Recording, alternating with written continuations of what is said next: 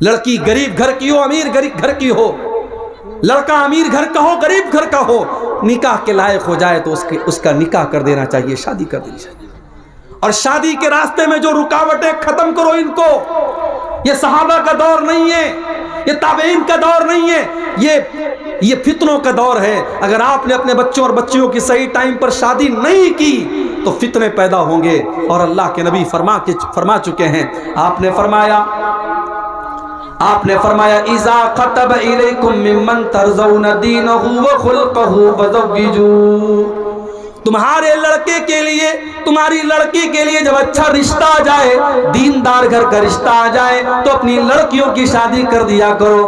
الا تفعلوا، اگر تم ایسا نہیں کرو گے، تکن فتنۃ فی الارض، تو زمین کے اندر فتنہ پھیل جائے گا، وفساد عریض، اور بہت بڑا فساد پھیل جائے گا۔ یہ انسٹاگرام کا دور ہے۔ آج آپ کی لڑکی کس سے بات کر رہی ہے، آپ کتنی نظر رکھیں گے؟ آج بہت مشکل اپنی لڑکیوں کے اوپر واچ کرنا اور نظر رکھنا۔ آج آپ کے لڑکے کس سے چیٹنگ کر رہے ہیں، آج آپ نظر نہیں رکھ پائیں گے۔ ان کو ان فتنوں سے بچانا ہے، وہ شادی کے قابل ہو جائیں، جلدی سے ان کی شادی کر دو میرے بھائی۔ اس دور کے بہت بڑے فتنوں میں سے شرمگاہ کا فتنہ ہے۔ اسی لیے اللہ کے نبی فرماتے ہیں من یضمن لی ما بین لحییہ وما بین رجلیہ اضمن لہ الجنہ، جو مجھے زبان کی گارنٹی دے دے اور شرمگاہ کی گارنٹی دے دے، میں اسے جنت کی گارنٹی دیتا ہوں۔ تو زنا سے بچانا ہے اپنے آپ۔ اور عورت کو جو پردے کا حکم دیا گیا اور محرم غیر محرم کا جو فرق بیان کیا گیا اور مرد کو جو حکم دیا گیا وہ اپنی نگاہوں کو نیچی کر کے رکھے، یہ ساری چیزیں اسی لیے ہیں تاکہ سماج سے زناکاری اور بدکاری کو روکا جائے۔ اور آگے بڑھیے، کبیرہ گناہوں میں سے ایک اور بہت بڑا گناہ، اللہ کے نبی فرماتے ہیں اجتنبوا السبع الموبقات، 7 ہلاک کر دینے والے گناہوں سے بچو، 7 ہلاک کر دینے والے گناہوں سے بچو۔ نمبر 1 الاشراک، الشرک باللہ، اللہ کے ساتھ شرک کرنا۔ نمبر 2 والسحر، جادو کرنا، جادو کرنا، کسی کے اوپر جادو کرنا۔ آج یہ بھی ہو رہا ہے، بھائی بھائی میں دشمنی ہے، بھائی بھائی کے اوپر جادو کروا رہا ہے۔ ساس بہو میں جھگڑا ہو گیا، ساس اپنی بہو کے اوپر، اپنے بیٹے کے اوپر جادو کروا رہی ہے کہ تاکہ بہو اور بیٹے میں تعلق خراب ہو جائے۔ یہ حالات ہے میرے بھائی۔ بنگال میں اور آپ کے بہار میں آج کتنے کیس آتے ہیں کہ صاحب گھروں میں سکون نہیں ہے، جادو کیا جا رہا ہے اور لوگوں کو پریشان کیا جا رہا ہے۔ جادو کرنا بھی حرام ہے، جادو کروانا بھی حرام ہے، اور جادوگر کی بات کی تصدیق کرنا بھی حرام ہے۔ اللہ کے نبی فرماتے ہیں من اتا عرافا فسألہ فصدقہ بما یقول، جو انسان کسی عراف کے پاس جاتا ہے، کسی پامشٹ کے پاس جاتا ہے، کسی جیوتشی کے پاس جاتا ہے، کسی بھوشیہ بتانے والے کے پاس جاتا ہے اور اس کی بات کی تصدیق کرتا ہے، لا تقبل لہ صلاۃ 40 یوما، اس کی 40 دن تک کی نماز قبول نہیں ہوگی۔ 40 دن تک کی نماز قبول نہیں ہوگی اگر کسی بھوشیہ بتانے والے کی بات آپ نے مان لیا۔ اور ایک حدیث میں اللہ کے نبی نے فرمایا فقد کفر بما انزل علی محمد، جس نے جادوگر کی اور جوتشی کی اور نجومی کی بات مان لی، اس نے محمد کی شریعت کا انکار کیا، اس نے اللہ کے دین کا انکار کیا۔ اس لیے جادو کرنا اور کرانا بھی حرام ہے۔ اس کے بعد اللہ کے نبی فرماتے ہیں وَقَتْلُ النَّفْسِ الَّتِي حَرَّمَ اللَّهُ إِلَّا بِالْحَقِّ۔ سوال یہ ہے کہ کبیرہ گناہ کون سے گناہ ہے؟ اس کی الگ الگ ڈیفینیشن، الگ الگ ویاکھیا، الگ الگ تعریف علماء نے کی۔ ان کا خلاصہ یہ ہے کہ جس گناہ کو شریعت میں یہ کہا گیا ہو کہ اس گناہ کے کرنے والے کو جہنم میں ڈالا جائے، یا جس گناہ کے بارے میں قرآن و حدیث میں یہ کہا گیا ہو کہ اس گناہ کے کرنے والے پر اللہ کی لعنت ہو، یا جس گناہ کے بارے میں قرآن و حدیث کے اندر یہ کہا گیا ہو کہ یہ گناہ حرام ہے، تو اس کو گناہ کبیرہ کہا جاتا ہے۔ اور اگر کبیرہ گناہوں سے انسان اپنے دامن کو بچا لے تو جو چھوٹے چھوٹے گناہ ہیں، جو صغیرہ گناہ ہیں، جو ہم سب بہت کرتے رہتے ہیں، ان کو اللہ تعالیٰ یوں ہی معاف کر دے گا۔ اللہ تعالیٰ فرماتا ہے سورہ نساء کے اندر ان تجتنبوا کبائر ما تنہون عنہ نکفر عنکم سیئاتکم، اے میرے بندو اگر تم کبیرہ گناہوں سے اپنے آپ کو بچا لو گے، اگر بڑے بڑے گناہوں سے اپنے دامن کو بچا لو گے، ان تجتنبوا کبائر ما تنہون عنہ، جن بڑے بڑے گناہوں سے تم کو منع کیا جاتا اگر تم ان سے بچ جاؤ گے، نکفر عنکم سیئاتکم، تو ہم تمہارے دوسرے تمام گناہوں کو معاف کر دیں گے، وندخلکم مدخلا کریما، اور تم کو بہترین جگہ یعنی جنت میں داخل کر دیں گے۔ کبیرہ گناہوں سے اگر انسان اپنے دامن کو بچا لے، اللہ کا وعدہ ہے اللہ اس کو جنت میں داخل کرے گا، اس کے صغیرہ گناہوں کو معاف کرے گا۔ اور اگر کبیرہ گناہ بھی ہو گیا تو شریعت میں ایک آپشن ہے توبہ کا، انسان اللہ سے توبہ کر لے، اللہ سے معافی مانگ لے، اللہ کے سامنے آنسو بہا لے، اللہ کے سامنے شرمندہ ہو جائے، اللہ کے سامنے پశ్చాتاپ کر لے، آنسو بہا لے، اللہ کے سامنے رو لے، گڑ گڑا لے، اللہ معاف کر دے۔ الا من تاب وآمن وعمل عملا صالحا فأولئك يبدل الله سيئاتهم حسنات وكان الله غفورا رحيما۔ اگر تم توبہ کر لو اور ایمان والے بن جاؤ اور نیک عمل کرنے والے بن جاؤ تو اللہ کا وعدہ ہے اللہ تمہارے گناہوں کو بھی نیکیوں سے بدل ڈالے گا۔ اب تک کی زندگی میں تم نے جتنے گناہ کے کام کیے تھے، جتنے غلط کام کیے تھے، اگر تم سچی توبہ کر لو تو اللہ کا وعدہ ہے کہ اللہ تمہارے گناہوں کو بھی نیکیوں میں تبدیل کر دے گا۔ اللہ اس کا کرم دیکھو، اس کی رحمت دیکھو کہ اگر ہم سچی توبہ کریں گے تو اللہ ہمارے گناہوں کو بھی نیکیوں میں بدل دے گا۔ لیکن سچی توبہ کا مطلب کیا ہے؟ سچی توبہ یہ نہیں ہے رات میں آپ نے مولانا منور صاحب کی تقریر سنی نماز کے بارے میں، دل میں ارادہ ہوا کہ کل سے نماز شروع کریں گے، اور فجر کی نماز کے ٹائم الصلاۃ خیر من النوم کی آواز آتی رہی اور آپ سوئے رہ گئے، اور پھر رات گئی بات گئی، آپ نے رات میں توبہ کی، صبح توبہ توڑ دی۔ کہیں بڑا اچھا جملہ میں نے پڑھا تھا فیس بک کے اوپر کہ موبائل اگر وائبریشن میں بھی رکھا ہو تو موبائل کے وائبریشن کی آواز ہمارے کانوں میں پہنچ جاتی ہے، موبائل کے وائبریشن کی آواز بھی ہم سن لیتے ہیں لیکن اذان کی آواز ہمارے کانوں تک نہیں پہنچتی۔ اس کا مطلب ہم کانوں کے بہرے نہیں ہیں، ہم دل کے بہرے ہیں۔ تو سچی توبہ یہ ہے کہ اگر آپ کے دل میں توبہ کا خیال آیا ہے تو آپ فوراً اللہ سے معافی مانگے اور اس گناہ کو فوراً چھوڑ دیں۔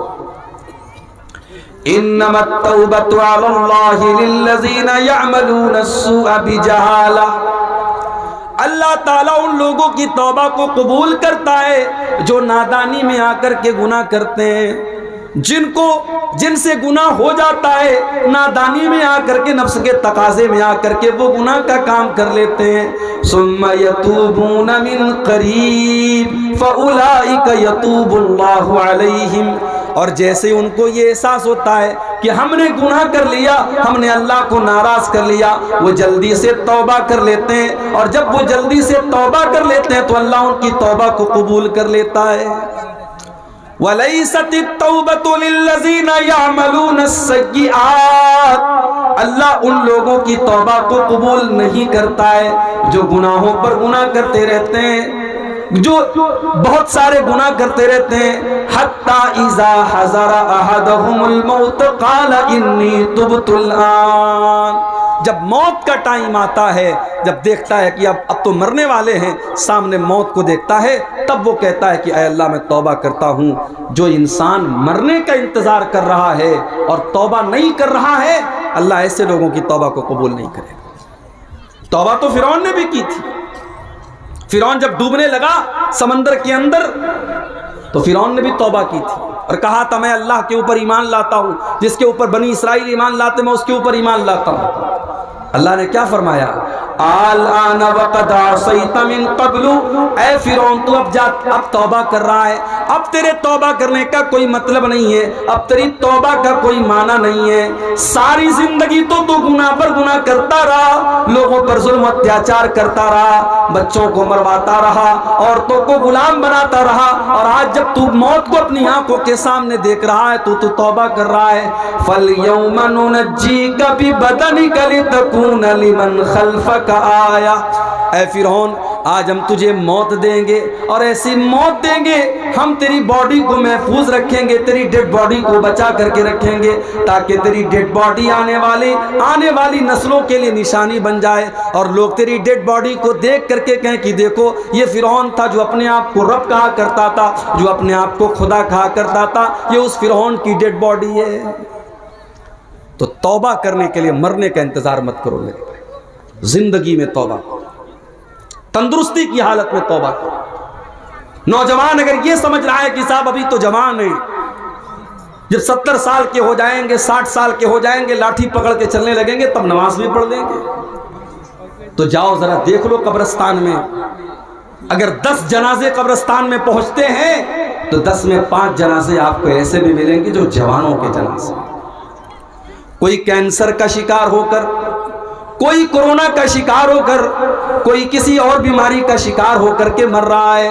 میرے نوجوان ساتھیوں، توبہ کے سلسلے میں دیر نہ کرو، اللہ سے معافی مانگنے کے سلسلے میں دیر نہ کرو، زندگی کا کوئی بھروسہ نہیں ہے، کل نہ کر کل کا کوئی بھروسہ نہیں، کل نہ آیا کبھی اور نہ آئے گا کل، کل تو کل ایک پل کا بھروسہ نہیں، کل نہ کر کل کا کوئی بھروسہ نہیں۔ انسان کی زندگی میں ایک دن تو چھوڑ دو، 1 منٹ کی بھی گارنٹی نہیں ہے۔ وَمَا تَدْرِي نَفْسٌ مَاذَا تَكْسِبُ غَدًا وَمَا تَدْرِي نَفْسٌ بِأَيِّ أَرْضٍ تَمُوتُ، کوئی نہیں جانتا کہ کل وہ کیا کرے، اور کوئی نہیں جانتا کہ وہ زندہ رہے گا یا مر جائے گا، کہاں مرے گا کل، اس کی موت کہاں ہوگی، کس جگہ مرے گا، یہ بھی کوئی نہیں جانتا۔ میرے پیارے ساتھیوں، اس لیے اگر گناہ کا کام ہم کر رہے ہیں تو جتنا جلدی ممکن ہو ہم توبہ کر لیں، اور جب ہم توبہ کر لیں گے اللہ کا وعدہ ہے اللہ ہماری توبہ کو قبول کرے گا۔ التائب من الذنب کمن لا ذنب لہ، اللہ کے نبی فرماتے ہیں جو توبہ کر لیتا ہے وہ اتنا پاک و صاف ہو جاتا ہے جیسے اس نے کبھی کوئی گناہ ہی نہ کیا ہو۔ اللہ کا قانون تو یہ ہے کہ توبہ کرنے والا جب توبہ کر لیتا ہے، دنیا کا قانون تو یہ ہے صبح کا بھولا شام کو لوٹا ہے تو اسے بھولا نہیں کہتے، لیکن اللہ کا قانون کیا ہے؟ اللہ کا قانون تو یہ ہے اگر آپ سچی توبہ کر لیتے ہیں، آپ اللہ سے معافی مانگ لیتے ہیں تو اللہ آپ کو متقیوں میں شامل کر دیتا ہے، اللہ آپ کے گناہوں کو نیکیوں میں بدل ڈالتا ہے۔ اللہ کا قانون نرالا ہے میرے، جانتے ہو دنیا میں اگر ہم کسی سے کچھ مانگتے ہیں تو جس سے ہم مانگتے ہیں وہ ناراض ہوتا ہے، اگر ہم کسی سے بار بار سوال کریں، بار بار مانگیں تو سامنے والا کہتا ہے یار عبدالغفار صاحب آپ نے میرا گھر دیکھ لیا ہے، آپ بار بار مجھ سے مانگ رہے ہیں، ناراض ہو جاتا ہے۔ یہ دنیا کا قانون ہے۔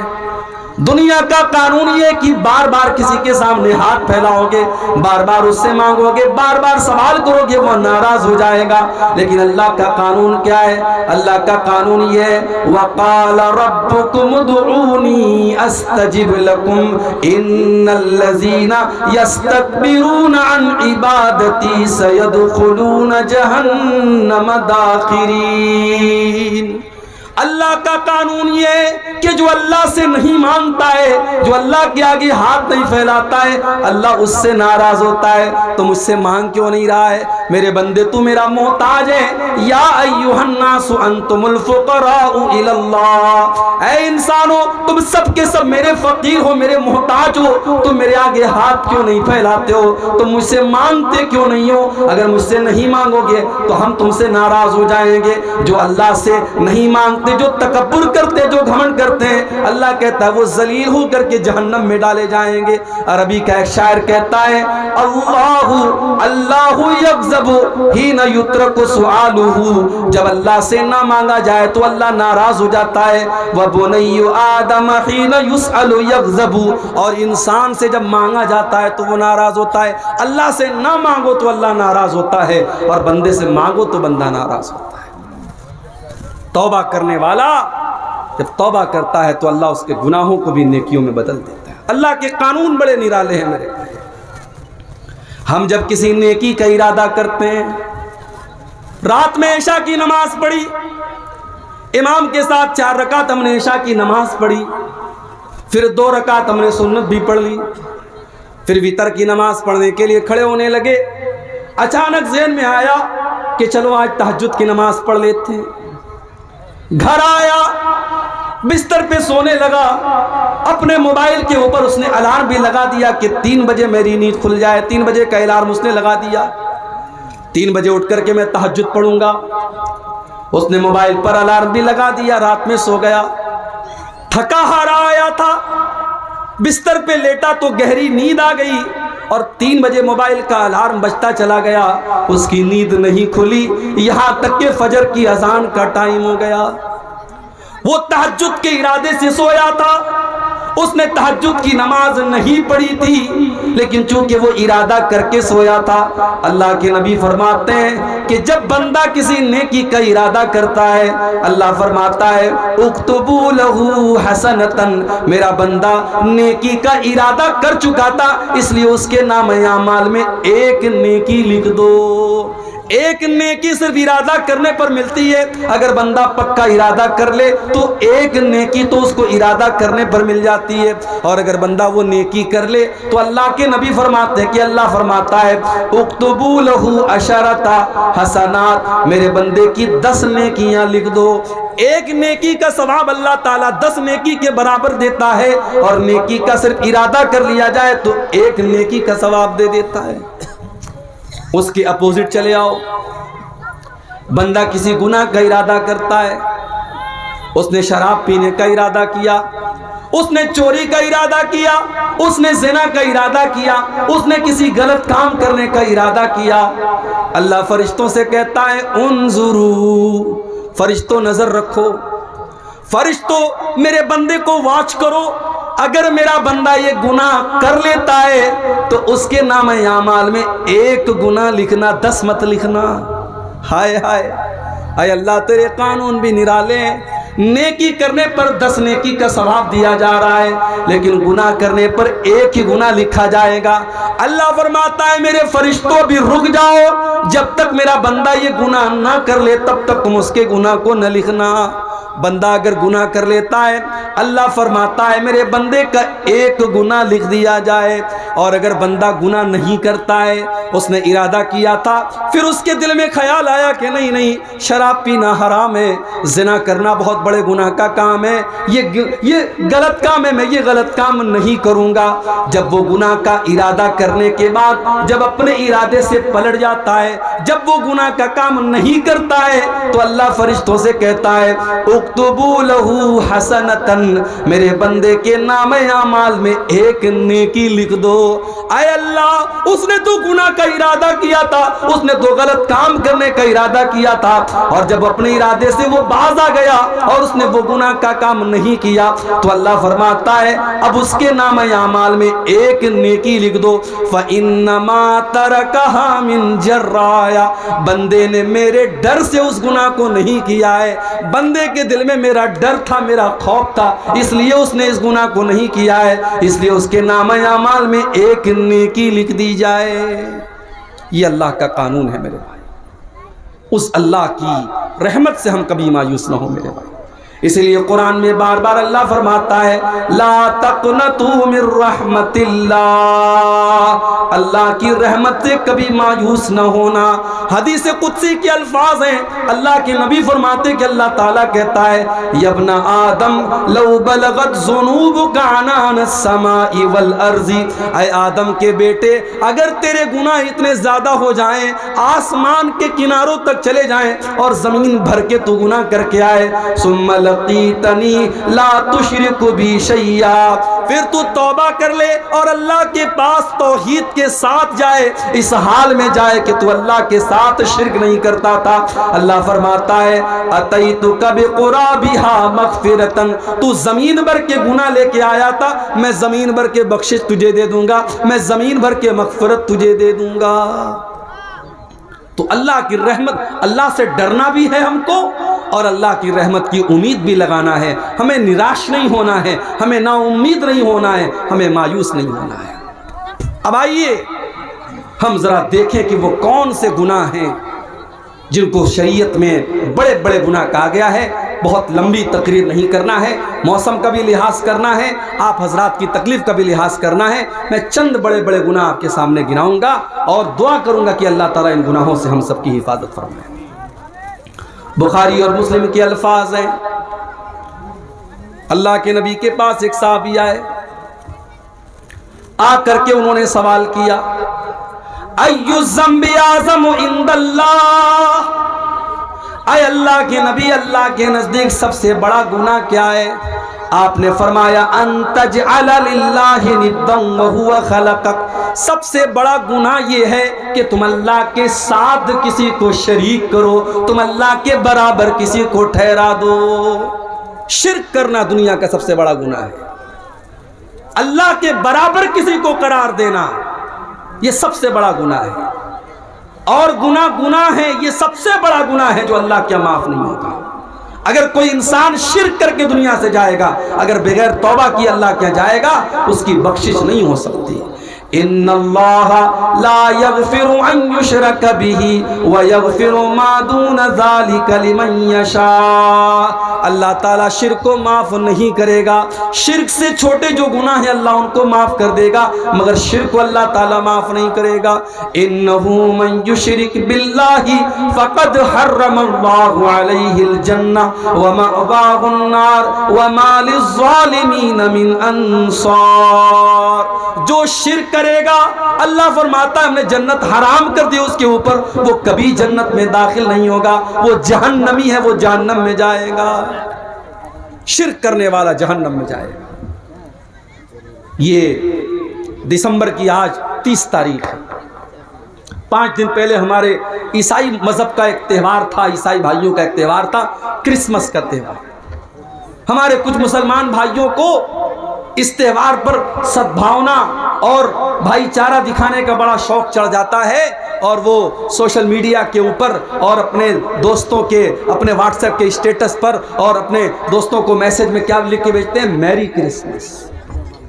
میرے پیارے ساتھیوں، یہ میری کرسمس کہنے والے اور کرسمس کی مبارکباد دینے والے کان کھول کر کے سن لیں، شاید آپ کو اندازہ نہیں ہے اس کرسمس کے تہوار کو منانے والا یہ عقیدہ رکھتا ہے کہ عیسیٰ علیہ السلام اللہ کے بیٹے ہیں۔